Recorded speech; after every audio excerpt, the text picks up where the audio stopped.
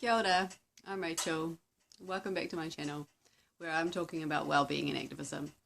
And today I'm talking about my deep conviction that knowing the most or being the most right can ever bring about or has ever brought about the revolution or real deep meaningful social change.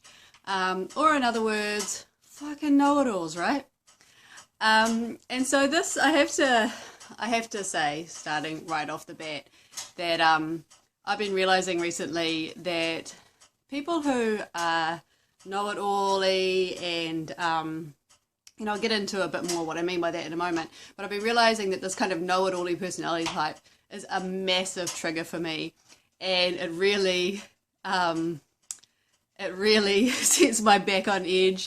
And so I'm wanting to work on that, work through that, and I'm working on it through here with you today. But at the same time, I want to talk about not only what I find frustrating about know-it-alls or this tendency to want to win or be the most right or whatever amongst ourselves, but also with other people outside the movement. There's that, but there's also very much I want to talk about how this stuff manifests in me and how I'm trying to work through some stuff around that at the moment.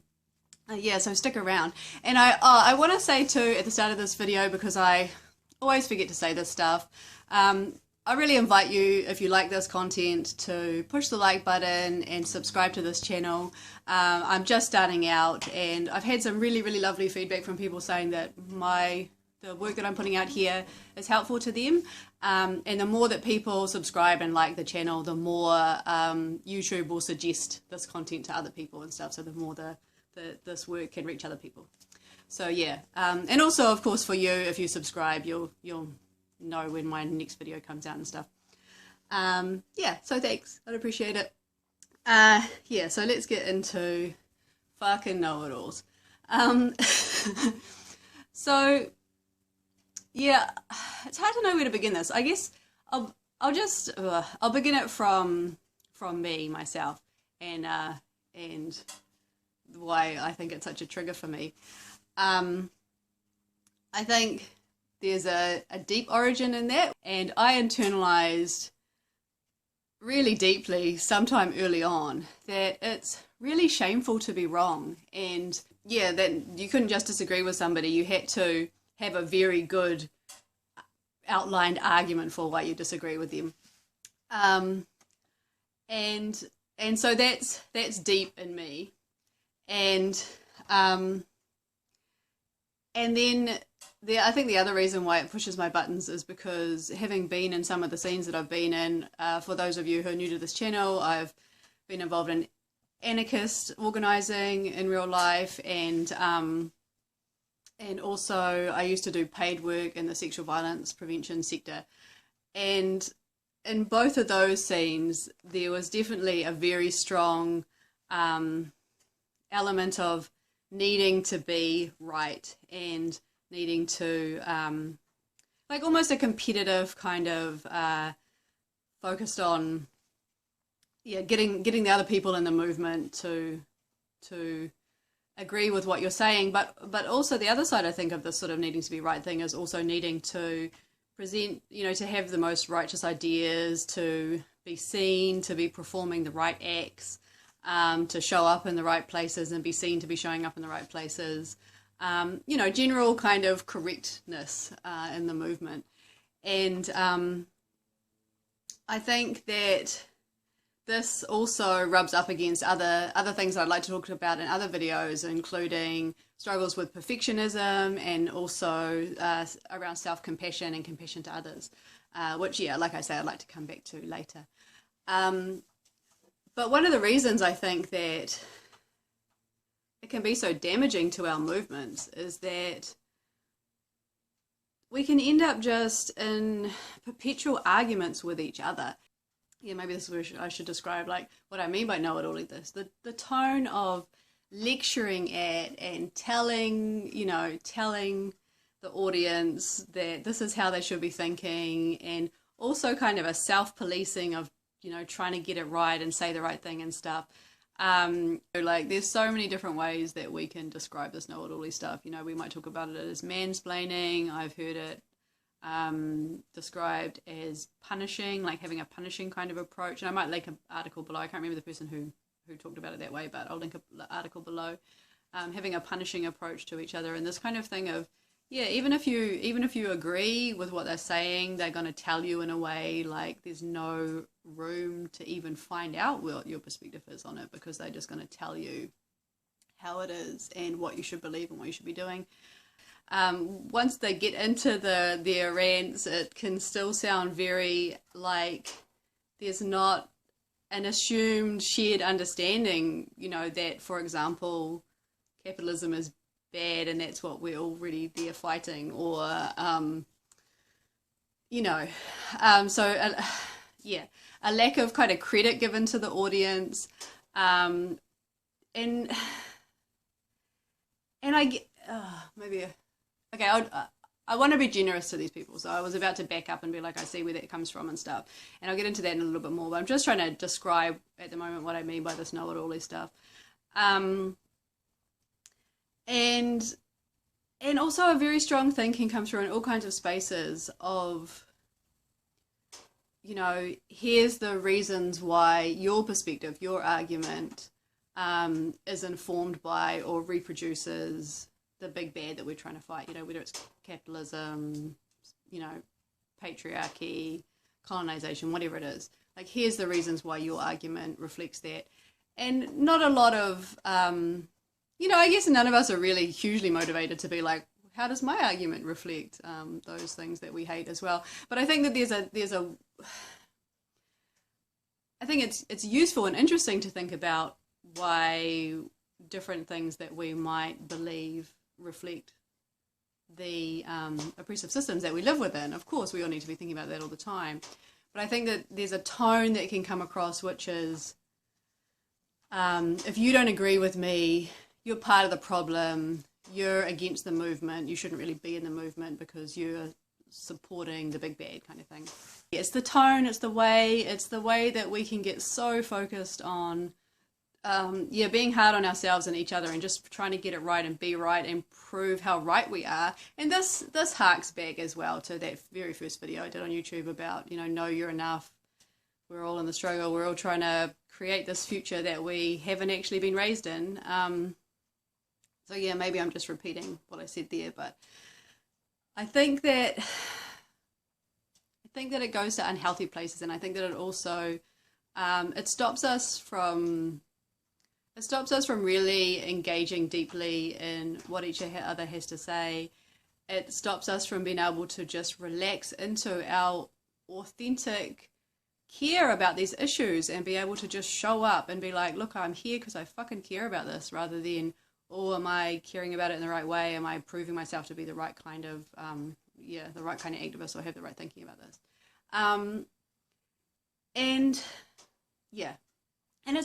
So that's my kind of pissed off rant about know-it-alliness. And like I say, I've seen it in online spaces and in real life spaces, and it really gets my back up. And I'm drinking tea, I'm ranting.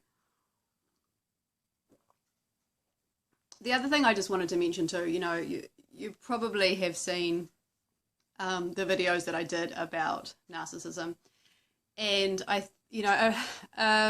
very smart friend of mine recently pointed out that activist spaces that are very about being the most right and winning against each other are great for narcissists, because things like lack of empathy then don't matter, because it's all just about being right and the validation you get from being right. And I think that we don't want that as our movements, right? Let's not cultivate cultures that support narcissists. Let's cultivate cultures that support healthy relationships and longevity in the struggle kind of thing, right? And I think the reason that it's such a trigger to me, like I say, is that because I come from the background that I do, it's really easy for me to hook into that stuff. It's really easy for me when people are coming at me with a know-it-all attitude, either to be like, oh, fuck, I obviously don't know anything. Like, what am I doing here? Like, maybe I'm not really an anarchist, or maybe, obviously, I don't know as much as they do. Or to go the other way and be like, actually, no, here's all the reasons why I'm right and you're wrong. I'm trying to find another way, you know? And I think that happens to lots of us. And I just, let's stop doing that. It's just yucky. And I think that it contributed to my burnout. And I think it must contribute to lots of people's burnouts, I guess is what I'm saying. The other thing that I wanted to say about this is that I think,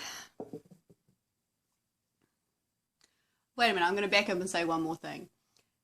Our activist scenes are full of people who have really nuanced, beautiful, fabulous understanding of the world and the political systems and the things that we're struggling against. And I don't think that anybody comes in or maintains their position in activist movements or you know, like online leftist platforms or whatever, with an intentional strategy of, I'm going to be here to win and prove how right I am. Like, that's the interesting thing, that people can be lecturing at you on something like, we should be more inclusive, or, you know, let's not make people have to know all of the things that we know before they can be part of our movement. You know, they can be talking to us about something like that in a tone that tells the audience, you don't fucking know all the things that I know, and if you knew the things that I know, you would agree with me and know what I know. You know, you would say that I'm right, kind of thing, and validate that I'm right. And like I say, I'm probably doing it right now. I probably do it all the time on this channel, and I'm trying to unlearn it and, yeah, take a deliberate approach on this channel to imperfection and stuff. And I just want to say too about, yeah, I'll get in a minute too, something I was going to say about in real life stuff, but about LeftTube. I really love Kat Black's True Tea approach, and if you don't know Kat Black already, I'll link her below. But I love the way that she's obviously been on YouTube for a long time, and she's developed this sort of very mature approach where she says, you know, she has this whole True Tea series where she's just like, look, I'm just talking, I might be wrong, I might be right, but at least it's honest, you know, like, who knows if I'm right or wrong, but it's honest. She says it better than me, but you know, I've tried to follow that same approach on this channel as well, to be like, it's not about getting it all right here, I'm fucking muddling through and trying to work this out as I go. I'm not necessarily here to school you about what's up, I'm just raising some ideas. And I like about how Kat Black, you know, she can be really, you know, she can be ranty, she can be really honest, she can be really opinionated, but it comes through, like, I never feel kind of battered by her, like, yeah, like I should just fucking know better kind of thing. I feel like, yeah, I feel like it comes through in hers, and I'd like to, you know, model this on, yeah, on what she does. I think she does that fantastically. And I'd like to see more of that in our movements, and yeah, and online as well. So yeah, I was gonna say, just from a different angle of this kind of like being the most right doesn't bring about the revolution. Another way that I kind of realized this was, so you know, I went to, if you have seen earlier videos of mine, I went to university, I went back to university to do my PhD on how Māori and Pākehā work together in activism. So how Indigenous people and settler people here in Aotearoa work together in grassroots anarchism. Because it was an issue in our community, and I thought, you know, like I can get the government basically to pay me to sit around for 3 years or 4 years it took me to think about these issues and give something back to my community.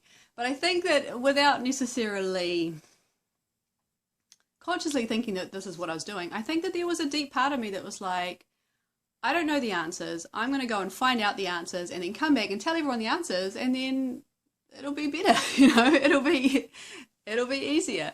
And it was interesting because in the course of that study, I recognized, you know, that you can learn some really great things and come to your colleagues or your comrades or whatever with some really great information, but you can't make people change. You know, you can't just badger people into knowing what you know, or believing what you believe, or behaving in the ways you like them to behave that you think is most moral or ethical. And aside from that journey within my own scene, I went straight from doing that PhD to a national role in the sexual violence prevention sector. And so I was working in a way to sort of support the development of a national strategy for the sector. So with all of the different organisations that work around the motu, the country, on this issue. And it was really interesting in that space because there was a lot of differences and competition and people who had different approaches to sexual violence prevention. One very smart person in that sector said to me once, "We're all so tired and busy, we just don't have time to hear what each other has to say and you know, actually think and reflect about what each other thinks of what we're doing. If we hear that they don't like what we're doing, we just think, well, fuck you, and carry on, you know, because we're busy people." And I think that, yeah, that is so true for many of us. And I guess in that space is where I already came to that space with a belief in collaboration and stuff, but in that space I really more intensely came to the conviction that, yeah, it's regardless of what I thought was the most right-on approach to sexual violence prevention, me just telling these people, here's what I think you should be doing, wasn't going to change what they were doing. What they needed was, space to talk to each other and share ideas and feel, you know, base any new learning that they had on the knowledge and the strength of what they already had, and, share that from an empowered place, not from a place of me dictating to them what they should do. And the other interesting thing about being in that sector is that, of course, our sector wasn't the only one moving in this regard. You know, government was doing stuff, and, you know, schools and churches and all kinds of people in the community are working on this issue. And again, you know, if you're coming up with, it's, I guess that that realization of how many factors, how many different peoples with their different perspectives, their different motivations, their different limits, their different frustrations, working in such a big network to make change, and trying to come up with strategy within that network. That's when I really deeply realized that the job is not just to work out what is the best way and tell everyone the best way, but So I hope I'm making sense. I'm not sure if I am, but that was another sort of take that I wanted to sort of share about coming originally with an idea of needing to just needing to work out what was right and then put into action what is right. That actually the putting into action part of it requires such a big network of people that we're going to have to always, I guess this is what I'm saying. Social change requires such a big network of people that we're going to have to accept and be open to and curious and excited about all the different perspectives involved in that change. And if we just focus on trying to win against the people who we're involved in that change with, we're going to exhaust ourselves, or our activism is going to become very narrow, our communities are going to become very narrow, and what do we really achieve, I guess is what I'm saying. What's really achieved by winning those arguments with each other? Especially when, like that person said, if people are so busy and tired that they can't hear each other, it just creates agitation in the movement rather than deep understandings. So now I'm coming to the point in the video where I want to talk about how I'm struggling with this in myself at the moment. And taking this learning that I've had deeper, or trying to, or being confused about it. This is me in front of you, not being the most right because I just am confused, okay? So, and this is going to involve a little story, so this might turn into a long video, sorry. Hopefully not. So, I recently went to a workshop entitled How to Talk to Your Racist Uncle. And you would have, if you watched my video about a month ago about white people's feelings, you'll know that I have come to a place in myself where I was kind of like, why are we putting all this cotton wool around white people to make it, you know, to try to lower their defenses and make it so easy for them and the most comfortable possible to hear the exposure of racism? You know, let's just accept that as white people, we feel weird when we hear about racism, and let people manage their own defensive reactions or whatever, not try to present everything in a way that is perfectly accessible, or yeah, and just a concern that by doing that we actually unconsciously contribute to white fragility, or the comeback that so many white people have of when they do see the exposure of racism, of that was presented in a way that was too shaming, or didn't, you know, make me feel okay enough, and so therefore I'm going to reject it, rather than really listening to the realities of racism that have been exposed in that comment or piece of writing or whatever. So yeah, that's where I have come to, and it anyway, so I went to this workshop which was about, you know, how to talk to friends and loved ones who have racist ideas in a way that will lower their defenses and help them to hear your anti-racist ideas. And I already had my backup when I went to it because of all of that stuff that I talked about. And the only reason I went to it is because my friend was running it, who I hadn't seen since I moved out of town, and I wanted to see her, and I wanted to hear her perspective. If someone else was running it, I probably wouldn't have gone, because I was like, fuck those defensive people, right? And I realized, you know, kind of struggling with my resistance to going, I realized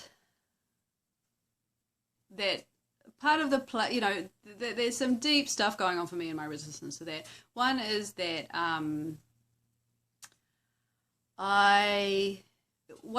absolutely I still kind of have that strong feeling of, aren't we in danger of contributing to white fragility?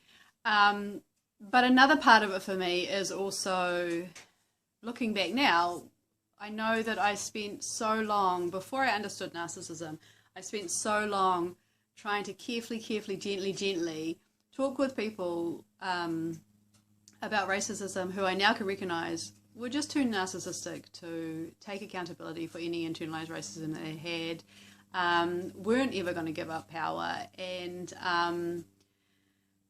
you know, any kind of new language that they took on from things that I talked to them about, they would only use to increase their power anyway, you know. And just that thing of let's talk in a way that lowers people's defenses. I guess I just had trashed myself trying to get around people's defensiveness, and become really cynical about whether that was possible. So that's where I was coming from, bitter, just bitter, and it's still there, right?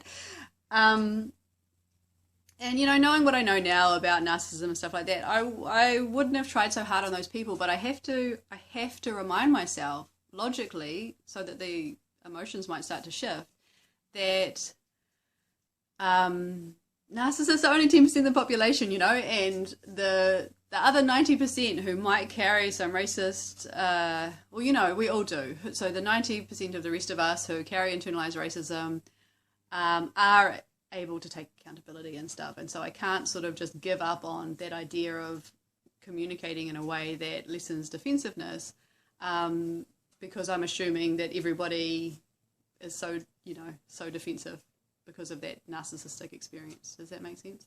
I can't write people off like that. So I know that logically, and I'm working on that. But what was interesting about the workshop, and sorry, this is getting back to this know-it-all stuff. What was interesting about the workshop is that it was run by, I should say too, the other reason why I'm kind of like agitated about this stuff and thinking about it deeply and trying to work out where I'm at with this is because, like I say, those people came from out of town to run that workshop, and somebody locally who hosted them and stuff asked if I would be interested in running those workshops ongoingly for locals, right? And there's this big internal struggle in me of like, I should be doing anti-racist work. I've done all this learning. I know I need to be doing something with it. And this other part of me that's like, oh God, can I stomach running workshops on how to lower people's defensiveness? So that's where I'm at. I'm in a bit of a knot about that. I'm in a bit of a tangle. I'm not really sure where I am going to land. And if I land on the side of I'm going to run these anti-racist workshops, you'll hear more about it in the future. I might do some version of it on this channel.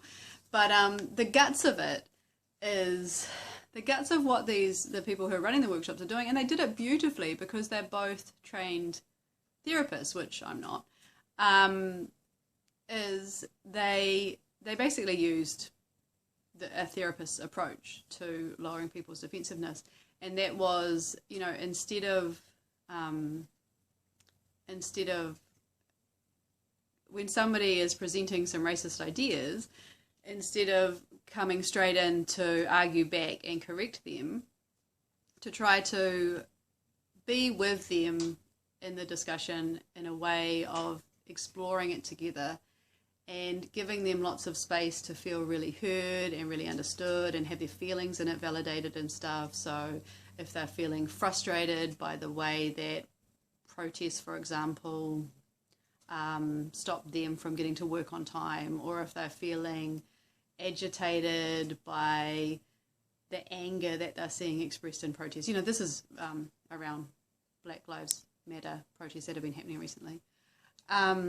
Or you know, whatever, validating or you know, say if they're frustrated that their kid didn't get a scholarship, but a Māori kid did get a scholarship or something, you know, whatever. We know the different kinds of racist comments that might be made, but instead of just trying to first and foremost argue back against the thinking in that racist comment, to try to hear the emotions behind it and validate those emotions, sit with them, listen to their perspectives, actually hear them express some of their ideas rather than coming in quickly and trying to shut it down. This is, sorry, I should back up a little bit. This is if you're having a conversation with somebody that you're invested in. This is not if you just hear someone saying something shitty and racist on the bus or in a restaurant. That's a different kind of intervention, right? But this is for the ones where you're like, let's have a chat with somebody you care about racism.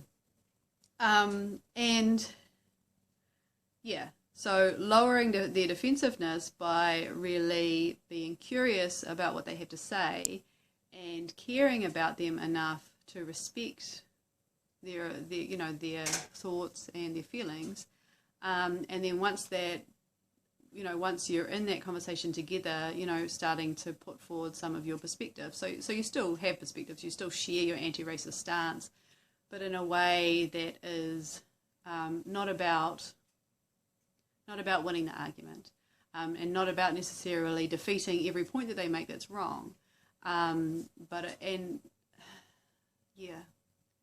not being a know-it-all. And so, like I say, I've got real qualms about this workshop. I've got some yucky feelings about how focused we should be on lowering people's defensiveness, but on the flip side, I hear what these guys approach, and it is deeply appealing to me because I'm like, this is the opposite of the know-it-all stuff that also really fucking gets my back up, right? And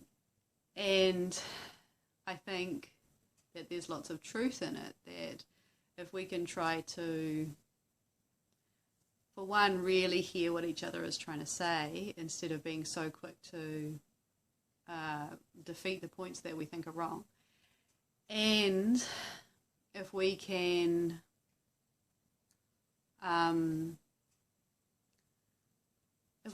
focus on not trying to win the argument. And I think also, I think listening to them talk about it and stuff and modeling what their idea of is how to do it, it made me set down, I guess, some of what my expectations are about how that, or of what success might be in a conversation like that. You know, that success isn't necessarily having the other person. I think what I wanted, and I've had this experience lots of times by just presenting my perspective on things, but I think, you know, what I usually think of as success, when I share an anti-racist perspective is somebody saying, oh, you know, I hadn't thought about it like that. You're right. I'm going to go away and reflect on that and maybe change the way I do things. And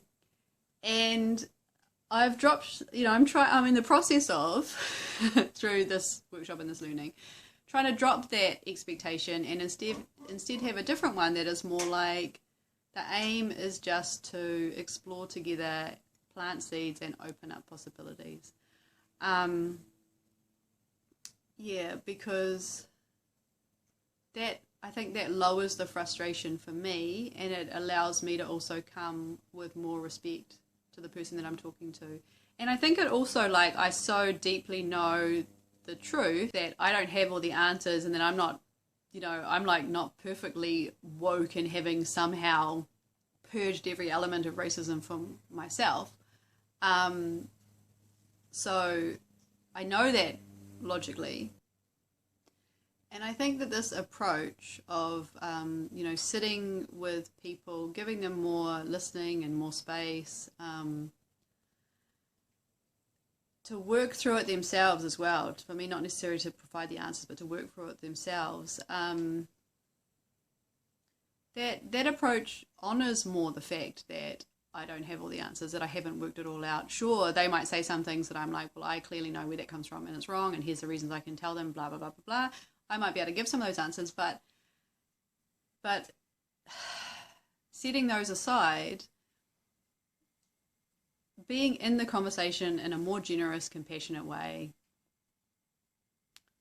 is a more honest reflection of the fact that I don't have it all right, and, you know, I'm still learning too, and let's learn together kind of thing. And I guess the other side of that too is that it might, by taking that approach more, it might help, like I said, I'll come back to this in another video, but it might also help me to have more compassion for myself and more, you know, like I intellectually know that life is messy and we all contain all this internalized racism, and that is just not okay, but it's also kind of, we have to be okay with it. We have to make our peace with it. I'm hoping that taking this approach with other people will also help me be more compassionate to myself, and that might strengthen me as well, and strengthen my ability to stay in the work. So I hope that stuff makes sense. I feel like I'm so kind of with it that it might be a bit weird what I'm saying, but I guess what I'm saying is that I know that this is a useful approach, and I'm resistant to it too. And but I'm interested. I'm interested in how pursuing more of that approach of how I talk with people. How that might let me set down some of this or disengage more from some of this, let's call it know-it-all culture of our activist movements. Yeah, I get the other interesting thing too is that when I made that white people's feelings video, I was really triggered by some know-it-all-y people on Facebook being resistant to hearing the exposure of racism. And I knew at the time, I was like, fucking know-it-alls, get my back up. And I knew that my back was up because of that. What was interesting is more recently, I've also seen somebody who's really know-it-all-y in the other side of things, you know, who just cannot stop themselves from correcting people and telling them how to be the most anti-racist, you know. And even though I agree with them and their approach, I agree with the sentiment, the approach of just badgering people into believing the same thing as them is off-putting. And yeah, and I could see again really clearly why. Yeah, what I'm trying to say is that, and maybe I should have said this at the start, is that know-it-alls are fucking off-putting and triggering when you agree with them as well as when you don't agree with them. And I don't want to be like that. Yeah. So I'm going to try to you know, learn more about having that approach to things, you know, like that deep listening, validating, you know, bringing all those kind of therapist, parenting kind of skills into how I relate to people that I disagree with. It's a work in progress, and I'll be interested to hear what other people's in the comments, you know, if other people are further along that journey. And I guess I just want to encourage people too who might have been being affected by this know-it-all-y culture but hadn't sort of consciously thought about it, or were just kind of internalizing it, and because it, you know, it can feel easy to feel intimidated by people who come at you with an attitude like, look, I know better, I'm a better activist than you, I know all the things, here's the things, you should be doing all these things. It can be really easy to take that and think, oh, you know, they're using language that I don't use or whatever, and therefore they're right, and I don't do it as well as them. But it's so interesting. Like I say, somebody can be making an argument at you for how something can be done in a really good way that is really supportive or whatever, but the actual way that they're making that argument to you makes you feel like shit. And I think it's really important to, yes, listen to what they're saying, but also listen to the way that it makes you feel. And if it's making you feel shit, you can question whether they're actually as great at helping people to understand things or whatever it is they say they are, because if the way that they're talking to you is dehumanizing and and gross, and makes you feel like you are stupid or don't have a right to be in the movement or whatever, then you can question whether they're actually as good at this stuff as they say they are, because they might have some language or some knowledge, but they're missing some life skills, you know, and some compassion and stuff like that. Some ability to check in with the other person and all those things. You know, a person who's really good at this stuff will put you at ease and be interested in what you have to say, I guess is what I'm saying.